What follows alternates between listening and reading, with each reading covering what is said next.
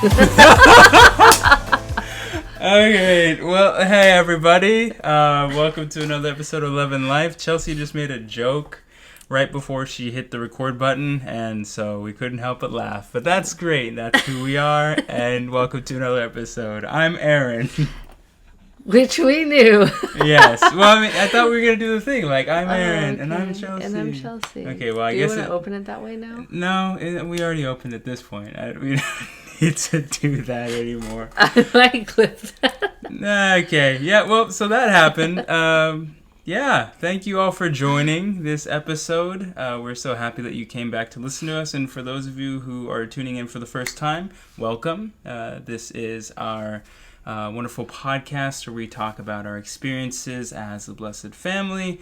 We talk about realizations that we've had. Also, what it was like preparing for the actual blessing and various things that we would like to impart to people out there who are looking forward to that with hope, with excitement, and perhaps even with anxiety and other concerns too. Yes, we are here for you. So, today's episode, we have a lot to look forward to, but before we get into the meat and the juicy content, how are we feeling, people? Yeah, how are we feeling? It was funny because I think, was it just this morning, when I tell you guys this week has been a whirlwind, and I know Pastor Sky can relate. He's been talking fluently about his transition into taking on this new role as co-director of IMD. So congratulations from us on that.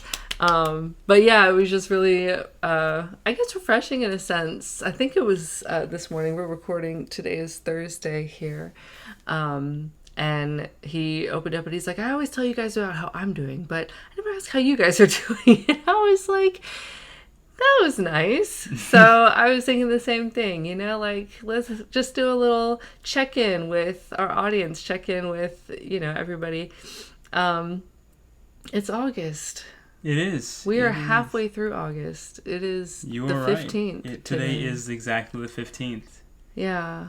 Aaron just had a birthday. Yeah. Yay! Celebrated that. Yeah, I just hit 29. I am still young. Yep, young and spry. Yep, spry. It's actually funny. I'll talk a little bit, probably during this podcast, but I've gotten into some athletic activities recently that have helped me to regain energy and build strength and feel as young as I am, perhaps even younger. So something to look forward to as we go on the topic today. But we told you all in past, I can't remember exactly which episode, but in one of the past episodes that we wanted to model these podcasts after the Sunday message for the week, because we wanted not just to share our stories and talk about what's on our minds, but we wanted it to be fundamentally rooted in and centered on the Word of God that we receive each week. So let's look at the title that we had for this week's Sunday message, and it is Change and Condition Reward. Yes, Change and Condition Reward. Such a refreshing title. It was so good. And I mean, my birthday was on Sunday, so this was like a super cool birthday present to hear a message. I mean, there are a lot of really great points in the message that I specifically felt God put in there as a birthday present for me.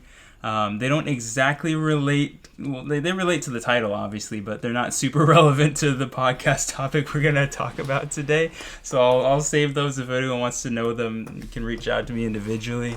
Maybe something will come up during the podcast if I feel so inspired. But yeah, it was a wonderful message, as Chelsea just said. And there's so much that not only guides us in our lives of faith, each and every day, but also a lot of little points, or I guess key points you could even say, that we can keep in mind, at least for people who are preparing to go through the blessing, people who are looking forward to meeting their spouse and beginning that life as a blessed family member. There are some really good things that we want to pick out today and talk about as kind of some guidance for those of you who in the audience who fit that description, I guess you could say. So I'm excited for it. I hope you're excited too. Yeah, I think we have a lot of good things that came out naturally that will really be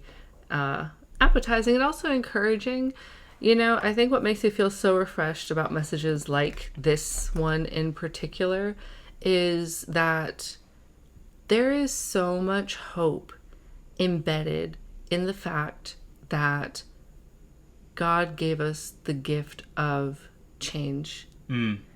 And, whether you're preparing for the blessing, have been blessed, this is not even like your cup of tea, you're just listening to us because we're fun to listen to. Yay. Whoever you may be, this message really is just so gratifying because I don't have to be stuck the way that I used to be when I was 15. I don't have to keep the same thoughts that I had when I was in college, surrounded by people who may have had differing opinions and values and beliefs that didn't really align with my own.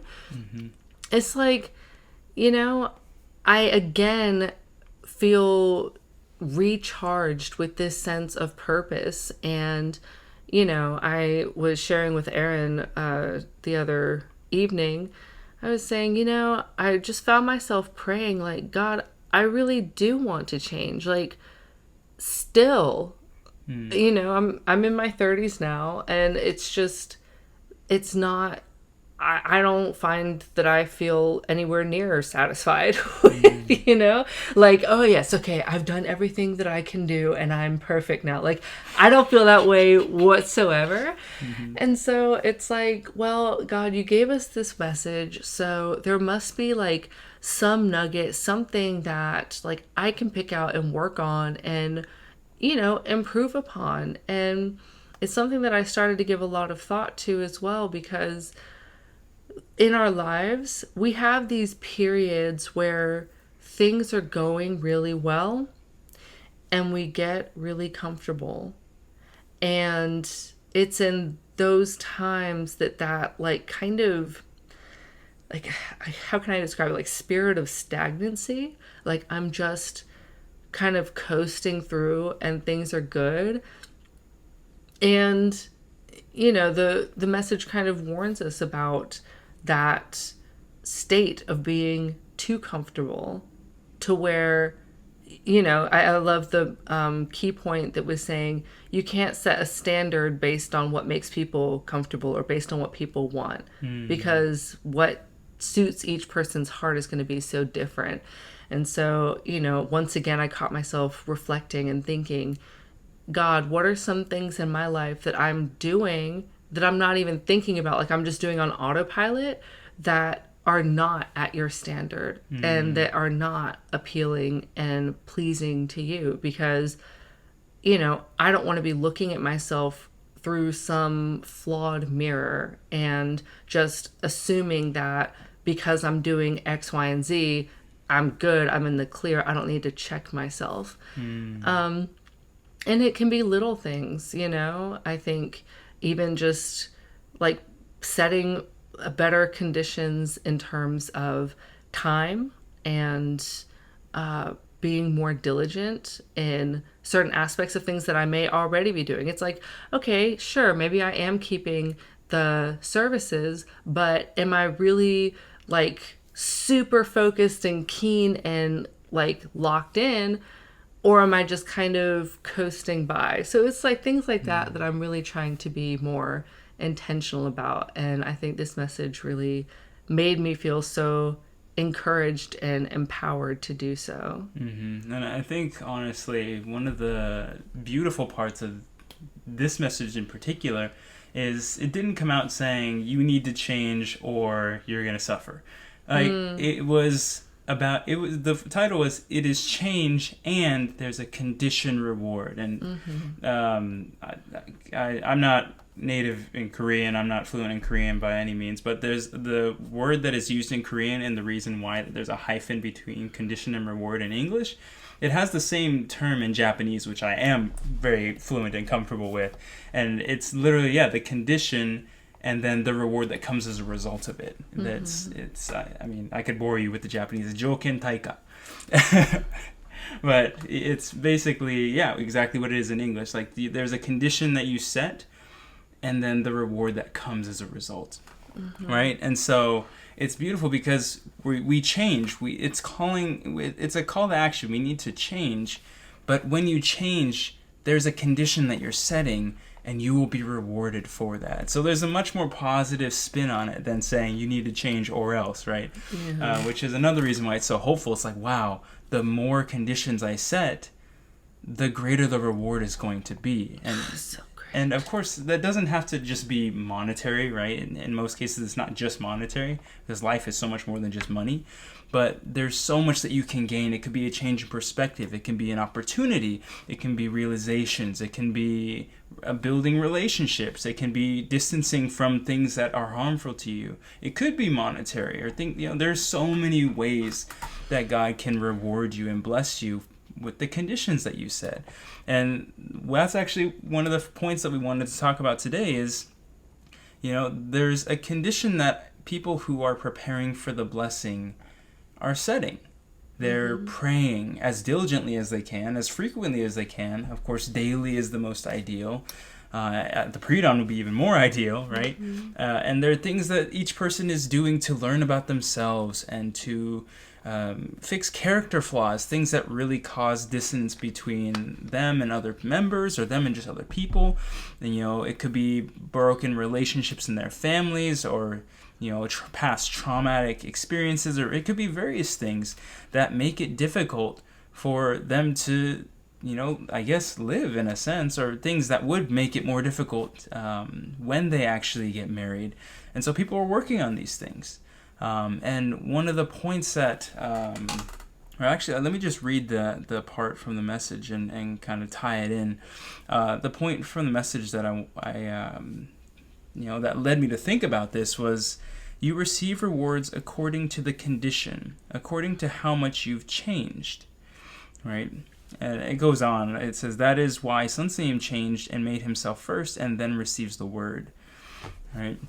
And so based on how much you change, the reward that you gain also changes. It becomes different. And so when it comes to preparing to get married too, as much as you make yourself, as much as you change, as much as you set conditions in preparation for that time, then that may, of course, change who you meet or who you end up being matched with. But even if it's the same person, right? Even if the person wouldn't change, that can drastically impact how solidly that relationship starts or how well you connect. Because if there's something that, there will be things that you and the person you end up marrying are aligned on, but there are things that will be different. And if you polished yourselves, then those differences, they may exist, they may be distinct, but they may not be so divisive or destructive that they cause huge dissonance. But if you haven't polished and worked on aspects of your character, and you come together with that same person, it could cause a lot of trouble, cause a lot of hardships, simply because you didn't work on those things, right?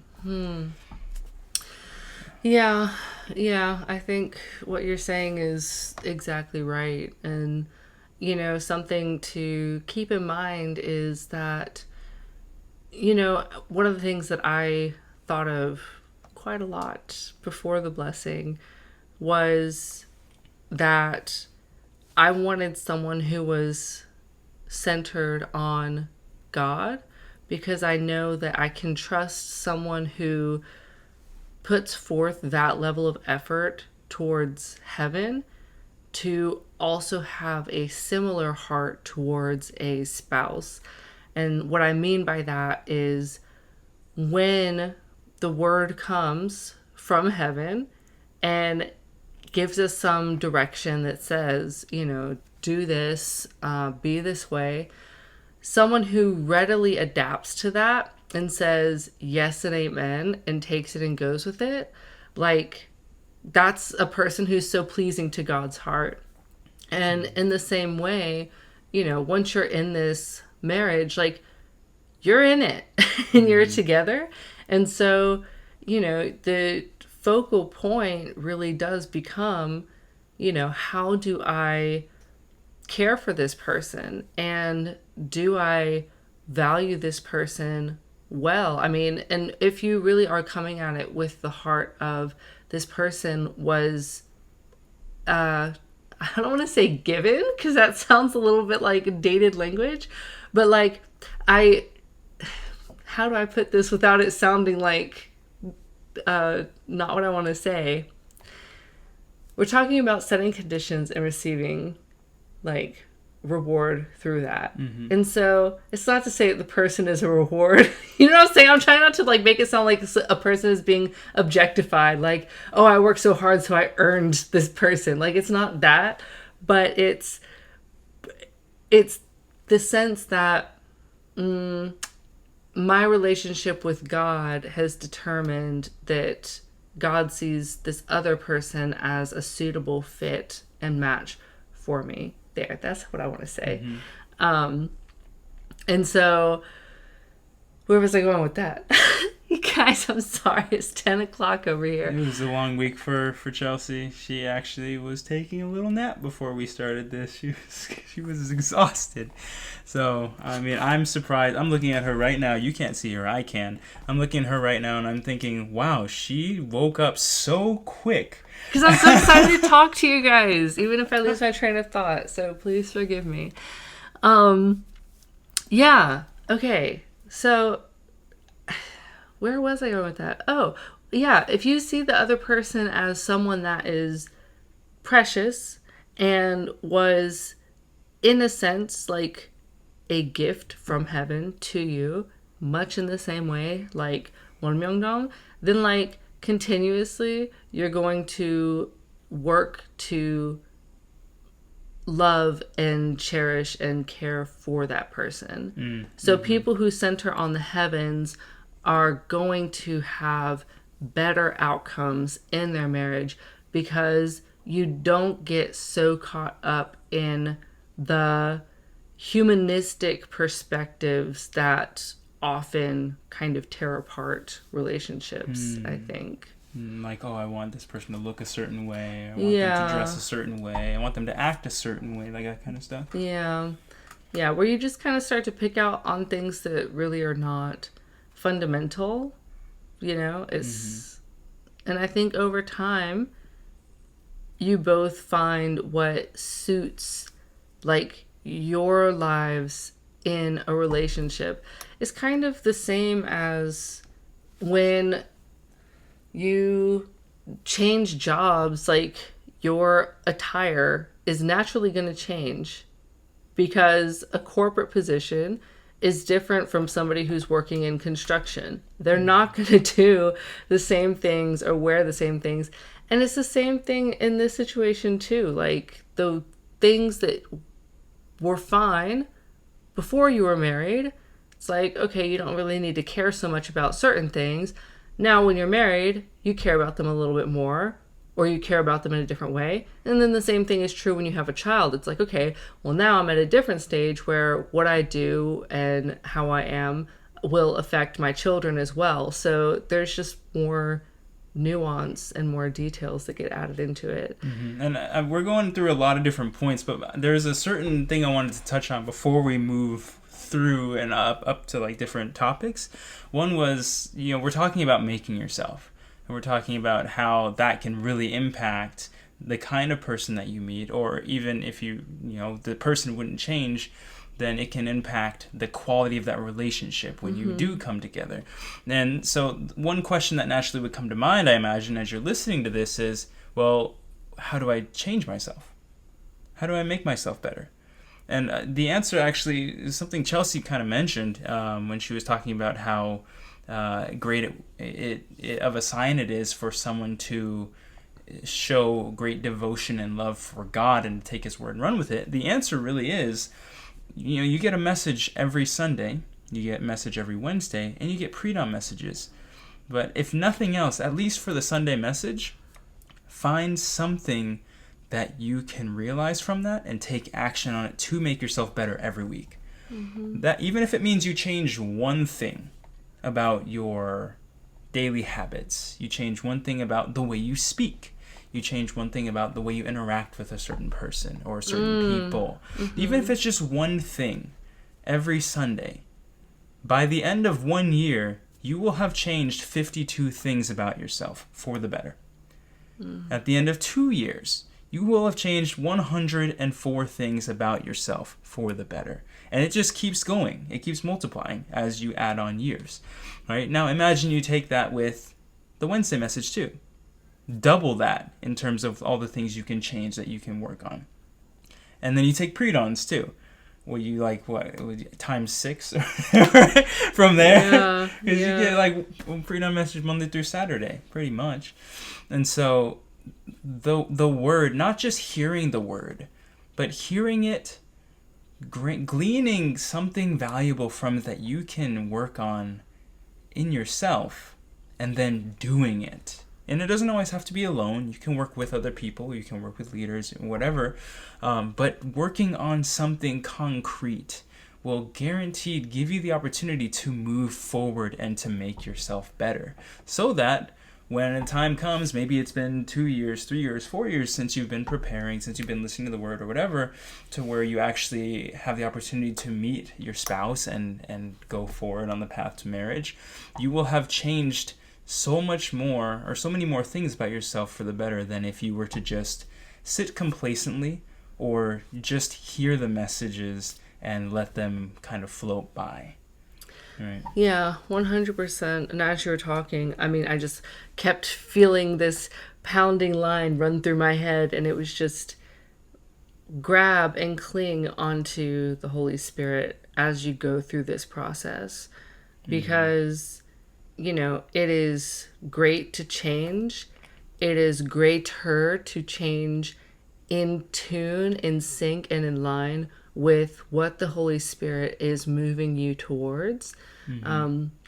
I think that when you take action with prayer and when you sincerely ask, you know, what is it about myself that, you know, I could do better? Holy Spirit, like, please show me those things.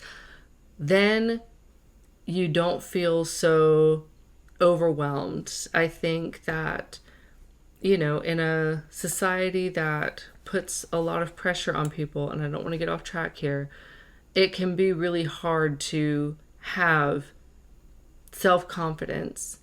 And something that has been really important for me personally in my own journey is praying and looking for both things that I need to work on, but also things that are commendable and praiseworthy. Because when you have that confidence and you build that foundation of esteem in yourself, that is what gives you the strength to make changes.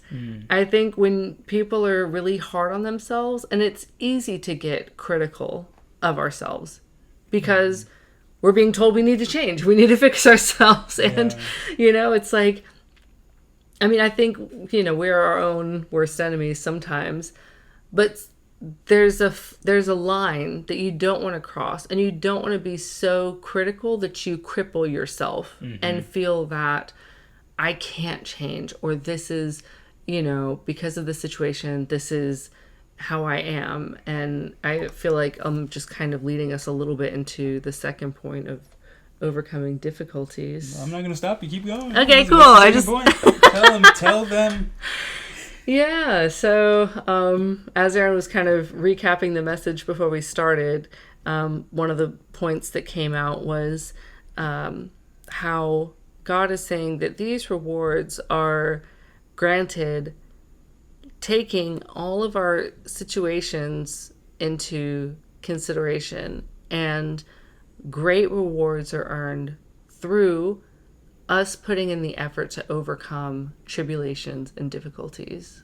Like, the fact that we're setting conditions despite those things is not discounted in God's mind, or even equated equally to someone who is setting the same condition, but they don't have any difficulties or tribulations. It's like, it's the nice thing about having a weighted scale. And so something that you said right before we start, or as we started, something that you said like really struck for me. I don't know if you remember. What did I say? You were saying about how many opportunities that a person who's going through difficulties has to set even greater conditions. And instead of just letting the time flow by and say, you know, oh, God understands my situation. It's too difficult for me to do this right now. So I'm just going to carry on, you know, as I have been. The greater blessing and the greater reward is granted to the one who says, you know what? It doesn't matter. I'm going to just push through and I'm going to set that condition because I won't get this time back. I won't get this chance again. And God can see that and say, wow, like this person really is like holding on to my shimjung and is chasing after my heart. I mean, we have a great example of that, which is Sunsanim. Like the fact that we have the word of this time period and that we're listening to it even right now, in the midst of all that is happening, you know, and I'm not going to go into details. I don't need to go into details. You can hear that from your individual churches and whatnot. But despite all that's happening, the fact that we get Sunday messages, Wednesday messages, and pre-dawn messages like nothing's happening, like nothing has changed, that alone is an incredible, absolutely incredible condition, and that's something he's doing despite difficulties. And when you really think about it, like for us who haven't set conditions to that extent to be able to receive the word from God, you know, we can, it becomes so far removed from our normal or from our daily lives that we can easily forget what it takes to actually receive that word. And I mean, Sunseem's got all these stressors right now with all these legal things happening, and then people in Providence doing things that they shouldn't be doing, and then people saying they're doing things for him when it's actually causing harm, and then him trying to tell people that it's causing harm, and then still not changing, and then like there's so much. And in the midst of all these stressors, which, I mean, that alone for a normal person would just be like, oh man, I'm mentally burnt, like I'm overwhelmed, my heart rate won't, you know, go back down.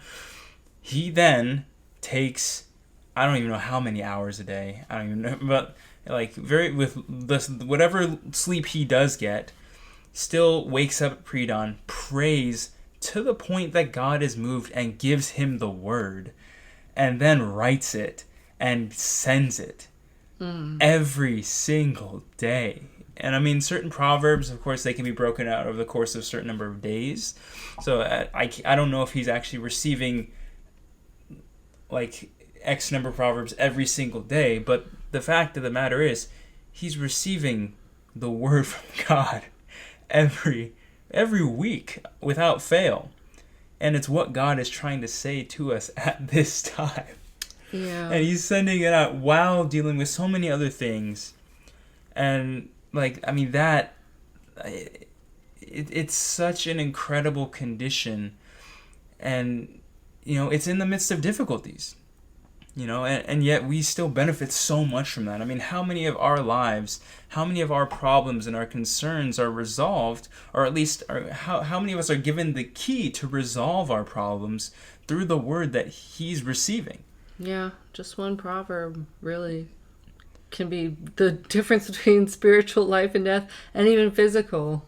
So many proverbs about being safe on the roads and being careful around water, and that came like right around the time that there were like over 200 or some hundred number of deaths in China due to flooding, and also like different what's the English word for it, like mudslides and other landslides in Japan happening because of like massive amounts of rainfall, like, and then giant hurricanes and other, you know, intense like weather happenings over here in the US, with power being knocked out in Houston, Texas, I think, or like different parts of Texas for like, I don't remember how long. Oh gosh, I don't remember if it was days or what, but it was some crazy things have been happening, and the word goes out right before that. It's like, be careful.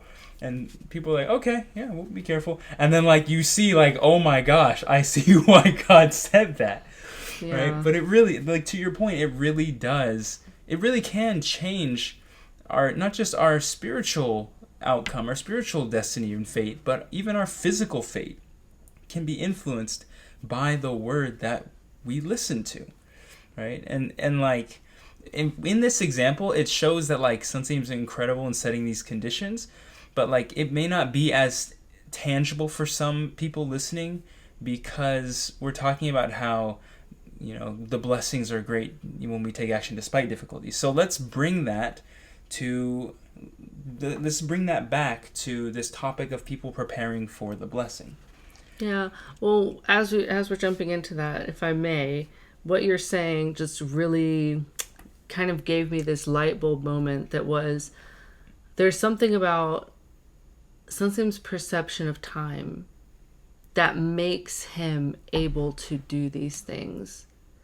And I think that for him, he is looking at the duration of his life as this finite block that he has to save as many people as possible. And that focus, that burning drive that just burns out all of these, as you said, stressors. It's he doesn't even have time to see that. It's every second is vital. Every second counts. And that's the first lesson that we all learn is Sunstop. We know that Satan is trying to steal nothing more than our time. And, through all of these legal battles and times that he has to appear and times that he's being detained, all of these things are just time suckers that are meant to keep him from providing us with the word. Now, relating this back to us in our daily lives, it's when we're facing these difficulties, I think if we have that same perception of there is a finite amount of time that we have to really make ourselves and polish ourselves to a certain extent. For those of you who are currently blessing candidates, you will probably know what that time frame is, whereabouts you are in terms of, okay, this is when the blessing is anticipated to actually occur.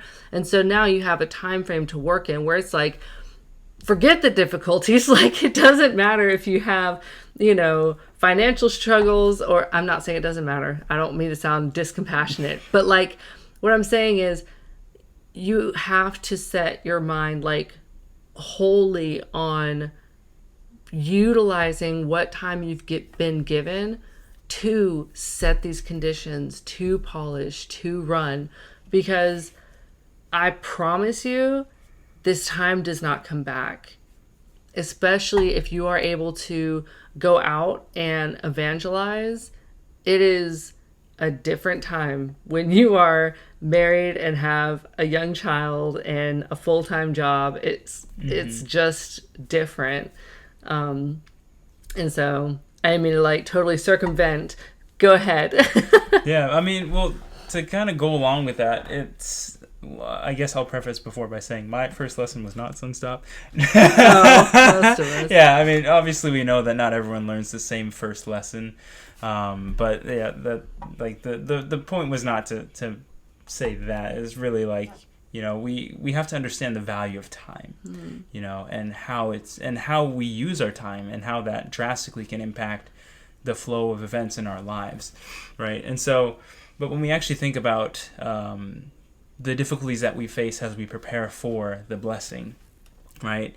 The time really does keep flowing and it doesn't come back. And that for some, or when you're doing well, when you're feeling good, that is motivation enough, and you're wow, I really gotta get this done. I'm gonna pray every day. I'm gonna work on evangelism. I'm going to make sure my understanding of the word is strong. I'm going to set conditions of discerning with the Holy Spirit and with the word and with prayer so that I can make decisions in my life better now and when that time of the blessing comes. Like, there's so many things we think about and like you're ready to work on, right? But there are also times when those difficulties get to you, when those hardships are heavy. And it's very difficult to stop to pray. It's very difficult to feel encouraged to keep moving forward. And sometimes you may even feel like, am I really going to be ready in time? Is this really going to work out for me? Like, I don't even know if it's worth it. There may be concerns and things like that come up, right? And it's in those times that what we do really can determine our fate.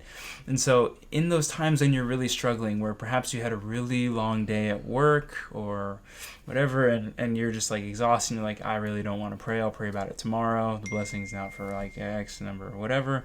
I still got a lot of time.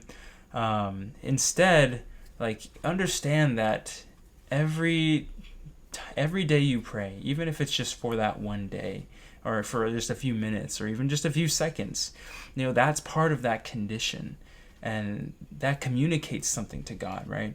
And so we want to use our actions, and the time that we have to show God that we do value this blessing, and we don't want to waste any of that time either, and if you're really discouraged, perhaps it is worth talking to a leader about, perhaps it is worth praying earnestly about it and looking for strength and guidance through the word, whether it's at pre-dawn or on Wednesday or on Sunday, because God sees your heart and he knows what you're going through, and he's not going to just be silent. Sometimes you just have to catch what he's saying when he's saying it, right? And so when it comes to those difficulties, of course, we don't want to just let time slip by because we're going through difficulties and to make excuses. But if things are really hard, it's in those times especially that even if it means just doing a little bit, to even invest that little bit into preparing. Or if you're really just hitting a slump and you're not sure what to do, to really pray earnestly and seek counsel and seek advice from leaders that you can trust, leaders that will guide you. I mean, I'm not going to say there are really any untrustworthy leaders, right? But going to a leader and speaking with them, and especially someone who's equipped to help you through this, right? People have been appointed for a reason, and certainly we want to give them a chance to receive the inspiration of the Holy Spirit and work with you too. And so consulting is also something that can help you. But yeah, when you go through those difficulties, try not to just let the time slip by making excuses or just kind of giving up in your heart, but really do your best even in those instances, because even from my own experience, there were times when, I had a stressful job, and when I was still living in Japan, I was preparing for the blessing, hadn't moved back to the U.S. yet, and I was like, man, I'm exhausted. I just want to, and I have X, Y, and Z to do tomorrow, and I have all these other things. I still got to go to the store to get groceries, and, but I was like, but I still want to pray, even for just a minute, even just something, pray something, so that I can say that I've set that condition for today too. And that really did make a difference, so. Yeah, I'm again and again, I am brought back to my own story of preparing for the blessing. And I had a pretty traumatic period of time in my life where I was living with a roommate who was a former coworker of mine. And, things were good until they weren't. And I think I'll spare you guys the details. If you want to hear the full story, then give us a comment, let me know, and I'm happy to share it. But it was in that period of time, I mean, it was a couple of months before that lease ended, and when I tell you, I didn't want to go home to my own room that I was paying for. It was so miserable. And I remember those days were the days where I was having the education for the blessing and having to log in and, you know, receive the word and take notes and, you know, really work on polishing myself and emptying my heart and my thoughts. When I tell you guys, those were the days that I prayed. I mean, like, almost, I would even say pitifully, just in my room in tears. Like, you know, God, I'm so desperate to be out of this situation. Like, I felt if I could have a partner to stand by me, like, I wouldn't feel so isolated in this situation. And, you know, it can be so much of a like disheartening position when, I mean, I was teaching at the time and I was waking up at, you know, of course you have pre-dawn and then 6 a.m. having to get up and leave to get down to work and, you know, starting work from 7:30 in the morning, coming straight back home, having to DoorDash because teaching is not a job you do for money. And so, you know, I'm just working around the clock, and then to come home to a place that I don't even want to be was just miserable. And I mean, that was something that I had to overcome. And I remember how tenaciously and desperately I was grabbing onto God, just saying, you know, please just show me that you're with me and be here with me. And, you know, a previous message comes to mind that, you know, God gives us difficulties, not necessarily for the sake of testing us, but so that we will realize that we need him. And so that we will feel his presence and the value of having him, having the word, having the Trinity. We can feel it more deeply when we're going through these difficulties, because when things are good, we're fine. You know, we don't think about it too deeply. We don't think about it too much. But when you're facing these situations, and especially ones that are not just for an instant, it's things that are ongoing and drawn out. Those are like the real, like, character building times that we go through. And that, again, coming back to our main point, is like where your base of merit is really built and developed. And now these are testimonies and stories that we have to share with you guys and with whoever we come across, that no matter what difficulty it is that you're facing, this is a message of hope. Because as long as you're holding on to the heavens, as long as you're holding on to the word and not letting Satan play with your thoughts and allow you to be negative or disheartened, then God sees all of it, takes it into account for the better, and it will make your future position shine that much brighter. Mm-hmm. And you know what's funny? You don't usually hear testimonies about people who gave up when it was difficult. Mm-hmm. That's the thing. Not really much to testify about. Right? That's the thing. Like, you would generally hear testimonies when someone overcame difficulties. That's really the only time. I don't think I've ever heard someone say, yeah, it was so difficult, and then I just didn't do anything. And I was, yeah. Unless things miraculously worked out because of that, then maybe someone would talk about it. But unless that's the case, usually you only hear testimonies when someone has overcome difficulties. And I mean, thankfully, those are the testimonies that are most inspiring, because it gives you the strength to overcome difficulties too. But I mean, it's just something I was thinking about as you were talking, because, you know, yeah, we're talking about pushing through and overcoming difficulties, you know, and the fact that you'll gain, you know, blessings by overcoming those difficulties. And then, of course, yeah, you gain those testimonies too, which can be a source of strength and support for others, and that's also a blessing too, right? So, yeah, don't give up. Yeah. You know, it's not only a blessing for other people, though. It's such a blessing for me too, because it made me realize how I am resilient. And it builds up that confidence when you face another tribulation, because, this life is short, but it's long enough that you don't go through only one tribulation in your life. Facts. And so, what is it? Something else that Pastor Sky had talked about.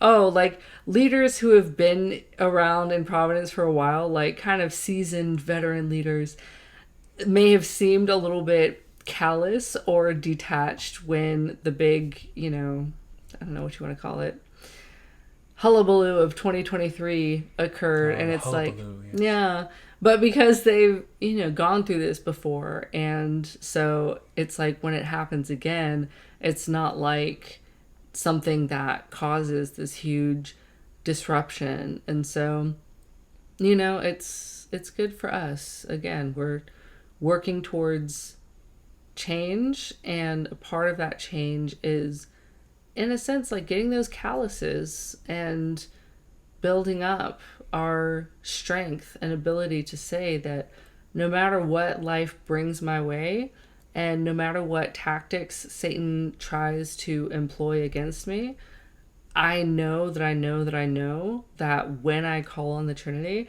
and when I listen to the word and put it to action, like, everything does work out, even though in the moment it is really difficult and oftentimes emotional and frustrating. But I know that in the past, God has seen me through. Why would he not see me through again? And so it also builds up that relationship with the Trinity too, that you have that full trust that's proven trust, and not just blindly saying, I'm sure God will do something about it. It's like, no. I know that God has a will, and he's going to take care of me. Amen. Yeah. I have nothing to add to that. Yeah, no. Mic drop. Let's go. That was done. That's done. Next. So we did have one more point that we wanted to go over with you all. Let me find it here in my notes. Yes. And these are paraphrased. Obviously, these are notes that I took as I was listening to the message. They might be spot on. They might not be. But it's close enough for me to know that what was talked about. So if you like the exact excerpt from the message, then go back and read the message, I suppose, or go back and listen to it. Whatever resources you have, use them, yes. But I will be reading my paraphrased notes, and I hope that's okay with all of you. Anyway, you will come to ruin if you center on your own thoughts. That is why you have to change and make yourself. You absolutely should not remain unchanged. Okay? And the reason that this is so important, and we've touched on this in a few, I don't remember which of our recent podcasts it was, but the fact that if you have your own perspective of what makes a good spouse, if you have your own perspective of what you want, I mean, especially when we're talking in a physical sense from a counterpart, and you go into the blessing, you're like, I know she has to be 5'2". She's got to have this kind of hair. She's got to walk like this, right? It's not going to work out well for you. At all. And I mean, not to say that you're not going to meet someone that has those features. I don't know who all's going to be there, right?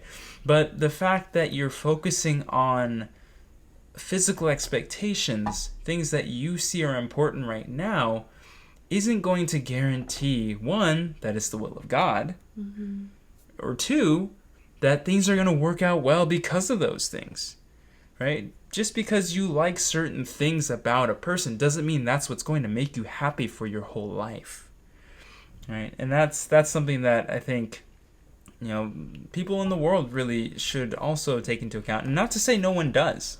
I mean, it's funny when we think about it, but human beings make decisions because they want to be happy, right? But it's ironic that people aren't always happy with the decisions that they deliberately made so that they could be happy, right? And we have a lot of examples of that. A lot of unfortunate examples, like drug use is a very bad example, right? That's one. Or divorce, and divorce can happen for many reasons, but people going into a marriage and saying, I want this because, let's just say, I want a man that makes 8 figures, right? Or has a monstrous salary because that means he'll be stable and well and be able to take care of me. And then, you meet that 8-figure salary man and you are with him for a while, but as you're with him, and as Chelsea kind of mentioned earlier in the podcast, at different stages of life, different things become priorities. So what you thought would be the most important thing, the best thing at the beginning, may not be the same thing when you're pregnant and you're trying to prepare to bring a baby into the world. Maybe your 8-figure salary husband, you wish he would take more time off so that he could work with you, learn about the process, and support you in pregnancy. And then actually be there and help to, bring this child into the world instead of being off traveling on business trips while you're alone in the hospital. Right? And this is a very extreme example, I guess you could say, but it's not an unrealistic example. I mean, aside from the 8-figure salary part, right? So it's a very realistic. Evangelize some basketball players. But it's a very realistic example because at different stages in your life, you're going to prioritize and need different things. You're going to be attracted to different things, perhaps even. And if you make a decision at the start, focusing only on what you like at the start, focusing only on what you want, then later on, as your priorities shift, and as the situation with the other person shifts, and as their priorities shift, there's no guarantee that, one, it's going to be a good fit, and two, if you've made that decision by yourself without God, without the Holy Spirit, without the Holy Son, then they're not there at the Alpha. Is the Omega their responsibility? Right? Are you going to then expect them to say, oh, you're struggling even though you made this decision without us? Yeah, we'll come and make sure that this union before us remains perfectly sound. Right? If you made the decision apart from God, then that's your responsibility. Yeah, that's on you. Right? And so it's really important to not center on your own thoughts. Now, that doesn't mean you should not think at all. That doesn't mean you should have a blank mind and walk into it with drool coming out of your mouth. Please right? don't. But please don't actually do that. But the point is, you should pray and think about it. You should listen to the Word and think about it. You should discuss with God, discuss with the Holy Spirit, discuss with the Holy Son, and think about it. And let your thoughts be led to where they want them to go. Mm-hmm. And in that state, with discernment, then you should make the decision. Mm-hmm. Right? And I think that's a really important point, not just in this context, but when it comes to decision-making and providence. Because oftentimes, and this is something that frustrated me as a newcomer, and I didn't ever really receive a clear answer. I think maybe I just didn't ask enough or whatnot. But there's always a statement like, let go of your own thoughts. Empty yourself of your own thoughts. But then you also have the word that says, God, the Holy Spirit, and the Holy Son, they can work through you and inspire your thoughts. And so that's why it's sometimes hard. I'd argue it's a lot of the time very hard to know if a thought is from God or not, because it comes through your brain. Right? The same. It's your brain, but where that thought originates is what's going to make the difference. And so I always found it difficult to understand what it means to empty your thoughts, because the answer at some point, whether it's from God or from yourself or from Satan, is going to come through your brain. Right? It's going to come through your thoughts. And so I was like, well, how do you empty your thoughts but have thoughts of God? Like it's the same thoughts, but it's not the same thoughts. And it was very, very confusing for me, right? But it's ultimately, and what I've learned over the years is that it's not to say you're not thinking at all, but how are you thinking alone? Are you praying as you think about it? Are you listening to the Word and basing your thoughts off the Word? Are you looking in detail at various aspects, or are you just looking at one thing? Like, all of these play a role in whether you're going to end up having thoughts that are completely your own or thoughts that are inspired by God. Right? And you want to work on filling up your mind and filling up your life as much as possible with thoughts that are centered on God, thoughts that come from God. Because that's what's going to make a difference when you make a decision. Right? Yeah. I would definitely argue that Providence people, more than anyone, should be critical thinkers. We should be educated people. We should be people who, this is nothing about status or title. It's strictly about the way that you conduct yourself should be mindful and aware, because it's through that God can really work. And as Aaron was saying, it's the more you think, and in that same time frame, the more you receive and put the word into your brain, the more you're able to discern, do your thoughts line up with the word or do they not? And that's the final verification. That's how we check and how we know. It's, not just some like, oh, this is what I want, and I think this is what the Holy Spirit wants for me too. It's like, when you're praying about it and you're thinking, should I do this or should I do this? And then a proverb comes out and it says, be careful of such and such and don't do this. And you're like, oh, okay, that answers my prayer. Like, it all just comes together. It's one package. But if you're not thinking to begin with, then the word really has no impact on you, because it's like, if you're not thinking, then there's nothing to work through or nothing to change. Yeah. So all of that is, food for thought. All right. That's just me. All right. So something that Pastor Sky kind of whispered in our ear and shared with us, which I really appreciated, was, what did he say? He heard from Pastor a blessed Bumside, family. Yeah. He was given it was during the Blessed Family Retreat. Pastor Bumside was telling a story or talking about something that Sunseam had taught about marriage. Yep. And how, I'll just preface by saying the key point is that it meant to be something that is selfless. And so people often enter into marriage with the hopes that they will receive love. And that's what they're really looking for, is I want to feel loved. And Sunsim says that fundamentally God's will and God's desire is that people enter into marriage with the intention of giving love and of being, the actor of loving. And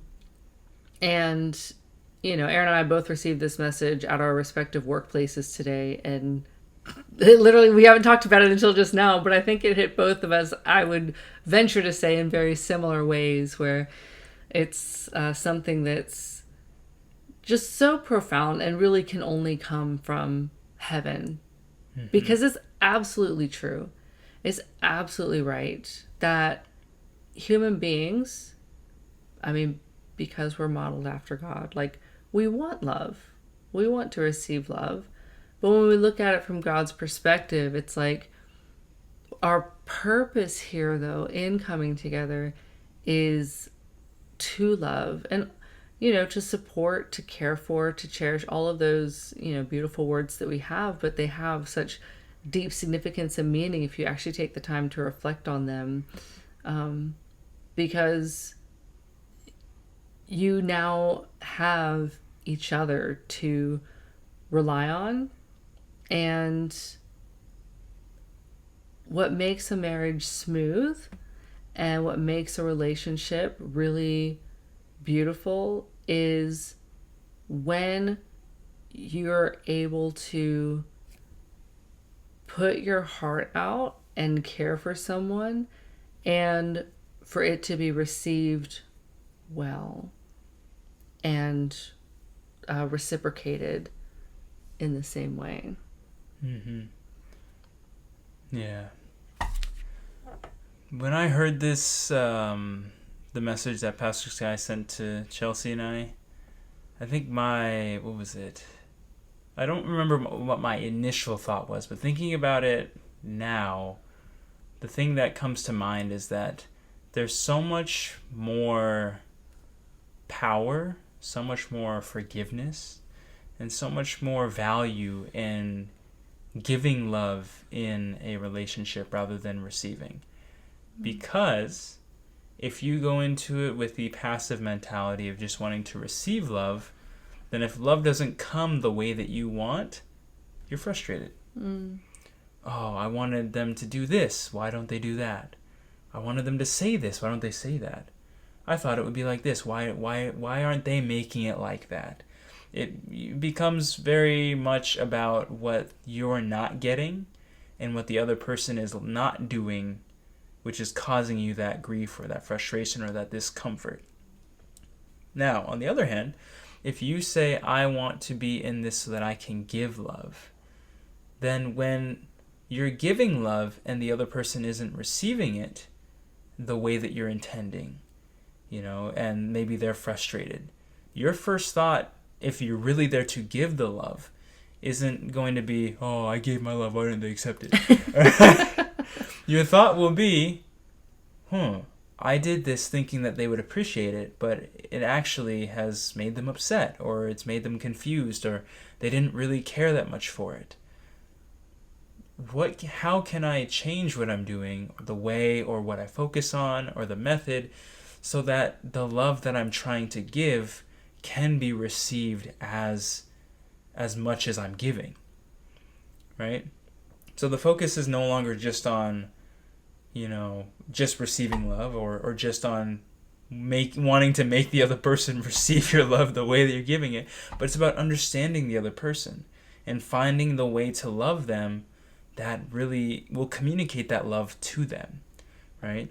And there's a line, of course, there's a line or some things you want to be mindful of, right? Because everyone's making themselves, everyone's improving as a person.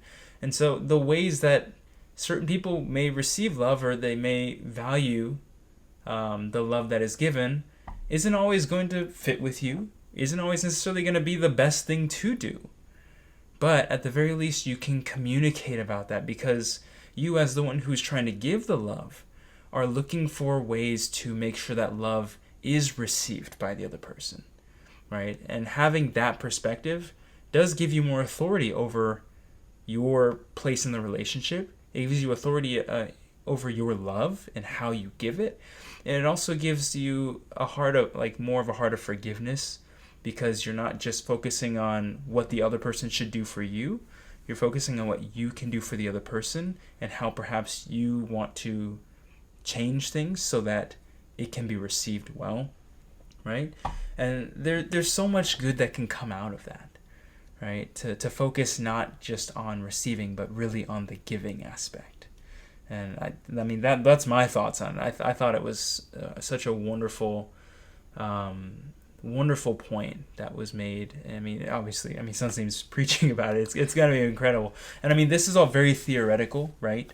But when you actually, even if you look at your relationships now, even if you look at the relationships you're in, like with your family members, with your friends, if you're in those relationships and you think, how do I want my family to treat me? How do I want my friends to treat me? I mean, these are things you should consider, of course, right? But if you also think, how do I want to treat my friends so that they feel valued? How do I want to treat my family so that they feel that I love them? Maybe you have a family member who feels that love, bless you, who feels that love most, who feels familial love most when you call them and talk to them, or when you reach out to them and see how they're doing, even if there's nothing special that you have to talk about. Maybe you have a family member like that, right? And so if you know that and you reach out to them because you want to give them love in a way that they'll feel it, that can help strengthen that relationship, right? Or if you have a friend that enjoys, giving and receiving gifts, maybe that's part of their love language, we'll say. right? Then perhaps you just get them a little juice box. I don't know, something small and inconsequential. I don't know, but just something to show them that you're thinking about them and that you want them to have a little gift and surprise them. That can be a way for them to feel like, wow, oh my gosh, thank you so much. It's not like you have to treat them like a lover, but like it's really that aspect of finding ways to give love that are healthy, that are appropriate, but that ultimately communicate that love clearly to the other person, right? I think there's a lot of value and a lot of ways that you can tangibly feel that even before you get to the stage of being a blessed family member. That's beautifully stated. Thank you. Yeah, I think, it's such a profound message, and it's profound because it just really is so countercultural. I mean, heaven's culture is countercultural. It's what society believes is that the ego, I am the most important person, and I need to make sure that my needs are being met. And, when I go to a job, I'm going to negotiate for, this amount of vacation. I'm going to make sure that I, am earning this amount of money. But then, especially now in this age of like working remote and things like that, I think there's a very large portion of the workforce that kind of is only partially contributing or showing up in their full entirety, and I've worked alongside many people that have this view that, this company is here for my benefit and to serve me. And I don't know, it's just really interesting because when you look at, just the whole theme of this week's message, it's like that's not God's thoughts at all. It's, how do we, I guess in short, how do we display God in our daily lives and in our practice and in our actions? And, is it by showing up and being a positive influence and inspiration to others around us, whether that's peers, family, coworkers, whatever it may be? Or, do we kind of fall into the world's state of complacency where we show up, we complain, and, oh, things are so hard, and oh my gosh, I have to show up and do this, and they're asking me to do this now. So, it's not a perfect parallel, but I think this is just one more aspect that we can all consider, as well as, whether it be for the blessing or in our workplaces or at school, when we show up, how are we showing up? And are we offering God that love and that glory by being representative of his heart and sharing that love with other people in a way that, as you said, is appropriate for, whatever circumstance that may be? Mm-hmm. Yeah, I think one distinction I do want to make is when it comes to a job or workplace, there is a way that we should, of course, carry ourselves, way that we should interact. But again, at the level of the relationship, you don't need to treat your coworkers like your family necessarily. Even if your company slogan is like "We are family" or something, or like Olive Garden, I don't know. When you're here, you're family. Right? Anyway, those of you who don't know what Olive Garden is, it's an Italian restaurant in the United States. I guess you'd call it Italian. Some people have differing opinions. Anyway, but right, whatever the slogan is, you don't have to treat that people in your company like a family. You don't have to treat them like your best friends or like close friends. You can treat them like colleagues, and that's completely appropriate. And one thing I do want to caution is, the work culture is different in different countries, so it's hard to generalize how things would be in an office, but just know that looking for ways to give more in a company isn't always necessary. only because you're not, of course there's a certain element of sacrifice that you want to be committed to making for the sake of the company. Like that looks very good in most cases. I would argue in many cultures that would look very good, to be able to say, okay, I'll stay a few minutes late to work on this presentation that I know we have coming up, or oh yeah, I can take a call if a customer needs something very urgently, on a Friday evening, or like sometime over the weekend, something like that.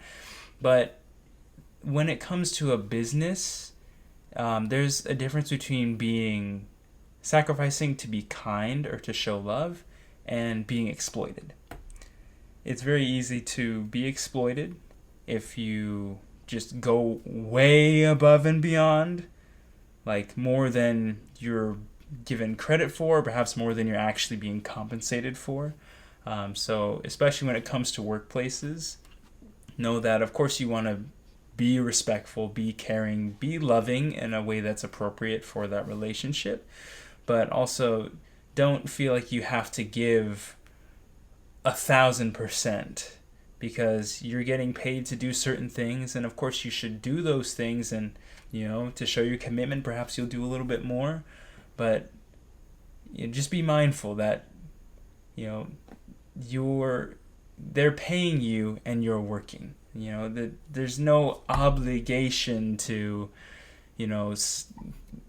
not go home for a week or something. And that'd be extreme, but I mean, there are certain, I'm thinking about it in Asian cultures, like in Japan and in Korea, overworking. I mean, thankfully, at least according to some statistics I've seen, that trend of overworking is starting to go down, and people are starting to prioritize work-life balance, at least in Japan. I don't know about Korea in any level of detail, but it's something that we do have to keep in mind, and especially as blessed family, when you have another person there that also requires time and your effort, and that relationship requires effort to maintain. You want to make sure you're not putting too much of your time, your energy, and your stock into your job. I have a coworker that comes in an hour early every day and leaves probably 30 minutes after the normal time. We're salary, so it's technically not exactly that, but he doesn't have to be there as much as he is, but yet he does. And I'm thinking I would never do that because I have a wife and a 5.5-month-old son that I value and probably want to prioritize much more. I mean, he's much older than I am. His life situation is different, so perhaps he can swing that, but still, and there's the point I'm trying to make is, even if you're working in a company, there's a limit to how much you should feel like you need to sacrifice for the sake of the company. Yeah, and I would like to perhaps further refine and amend what I was saying, just to more clearly point the key in the direction that we want to go in. And that's really just the attitude that we show up with. I think that the conditions that we set are important, and, whether or not our employer notices things, I think God will see things. And I mean, to give examples, the work that you do is, despite what you just said, I would argue you do above and beyond your job. So much so that he recently got called out by his boss because they don't seem to think that he has enough to do. And that's just because he's so efficient at his job that it may just seem like he has extra time. And it's no, I'm actually doing the work of 3 people. And I've been in positions like that as well. This goof over here. But it's yet another condition that God can work upon. So, it's not to say that you're going to be at this job forever, but when God sees how you handle the responsibilities that you have, are you lazy about it? Do you gripe and grumble and complain about what's being asked of you? Are you a positive influence on your coworkers? If they're just not having it and everybody around you is just negative, do you kind of hold yourself accountable to not fall into that same kind of attitude. It's more so that, because I think that, again, this is another focal point that God can really see is what kind of character do you have? And, you know, Sansom always tells us to have the attitude of ownership. And I believe that when you do that in your daily life, like, okay, I feel like this is kind of maybe belaboring the point a little bit, but it's bringing up something new to mind.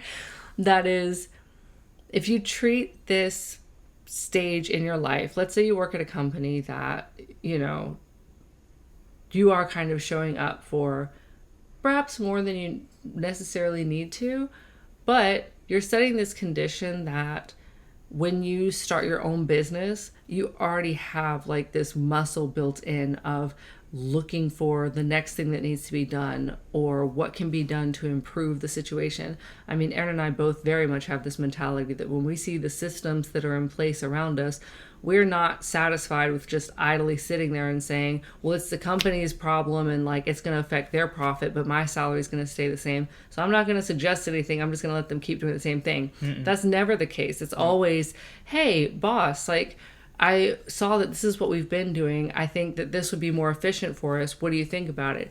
Does it impact my paycheck? No. But does it improve my day-to-day life when we have a better system in place that I don't feel like I'm having to jump through hoops?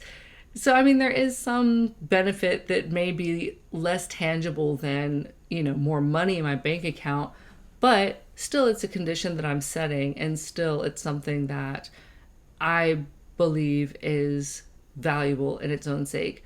But I say this to say, I don't want you guys to be like, why is she talking about jobs? I'm trying to get married. But the point is, the point is, what you do in your day. Don't say, when I get married, then I will start doing these conditions. Oh, when I get married, it's going to be easier for me to keep the preed on because I'll have somebody else to do it with me.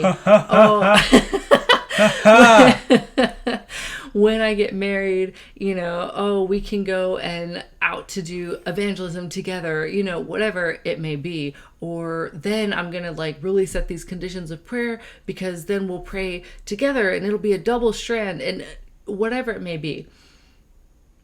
Set those conditions first right now in your life.